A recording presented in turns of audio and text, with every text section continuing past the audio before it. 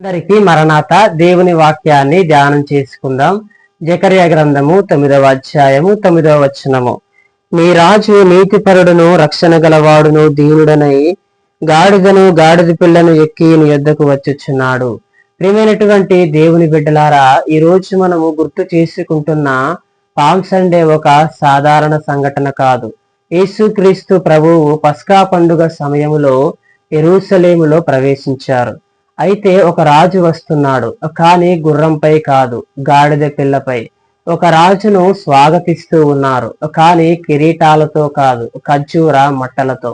అక్కడ ఉన్నటువంటి జన సమూహము అంతయు కూడా ఓసన్నా ఓసన్నా అని కేకలు వేస్తూ ఆయనకి ఆహ్వానం పలుకుతున్నారు. ఓసన్నా అనేటువంటి పదానికి హిబ్రూ భాషలో రక్షించు అనేటువంటి అర్థము. అందుకని యేసుక్రీస్తు ప్రభువు నీ కొరకు నా కొరకు సిలువలో మరణించి ఆయన మనలను రక్షించుకున్నాడు.